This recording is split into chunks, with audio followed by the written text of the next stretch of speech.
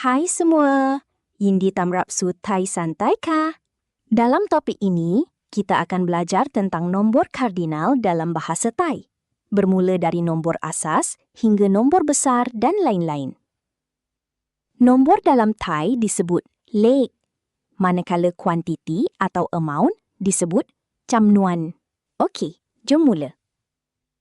Nombor 0 hingga 9 dalam tulisan Thai ditulis macam ni.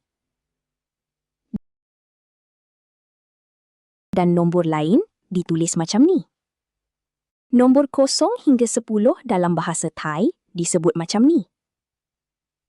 0 1 2 3 4 5 6 7 8 9 10.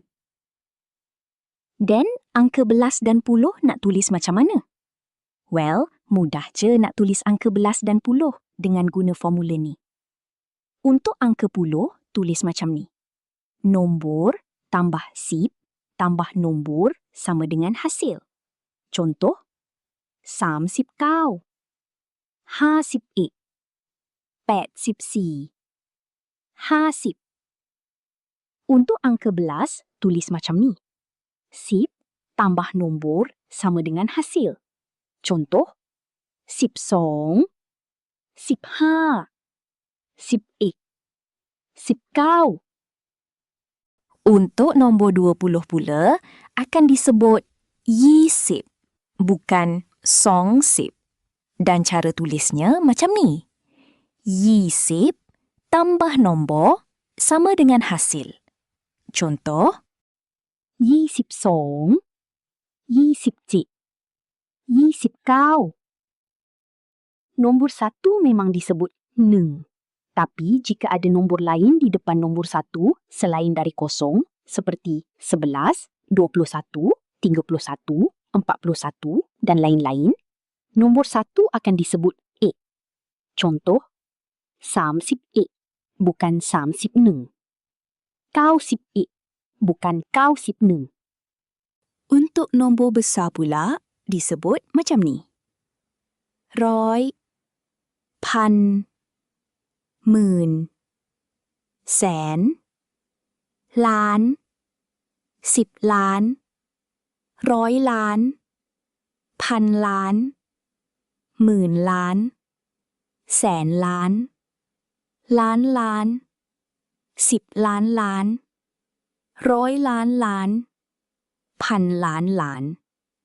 Contoh penyebutan nombor besar yang selalu beginner salah sebut ialah 101 atau 101, bukan 101.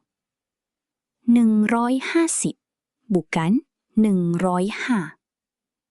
8,500 bukan 8,500. Tak boleh keluarkan nilai terakhir bila sebut nombor bawah daripada 1,000. Contoh, 250 bukan 200. Dalam perbualan harian, kadang-kadang orang Thai hanya sebut nombor satu persatu, macam ni. Ha, kau, kau. Dan ada juga yang sebut macam ni. 72,862. Penggunaan nombor kardinal bersama sa dan tang. Sa bermaksud kira-kira atau lebih kurang. Sa digunakan dalam ayat bersama nombor kardinal untuk menunjukkan kiraan itu tidak terlalu tepat atau anggaran dengan menggunakan formula ini. Sa tambah nombor kardinal, tambah classifier, tambah tahunan. Contoh ayat, Pom pai sak hawan. Saya pergi lebih kurang dalam 5 hari. Rau kuikan sak si 15 naty tahunan. Kami berbual lebih kurang 45 minit sahaja. Manakala untuk tang pula, tang tambah nombor kardinal tambah classifier. Tang bermaksud sebanyak mana, selagi atau selama. Contoh ayat, kau kuikan tang 30 naty. Mereka berbual selama 30 minit. เขาเรียนตั้ง5 ปีแล้ว Dia sudah belajar selama 5 tahun. Sak dan tang boleh digunakan dengan kuantiti yang lain yang tak dapat dikira dengan tepat seperti sekejap, sedikit dan masa yang lama. Contoh ayat, Rọอีกสักหน่อยได้ไหม Boleh tak kamu tunggu sekejap? ผมไม่ได้พบเขาตั้งนาน Saya dah lama tak berjumpa dengan dia.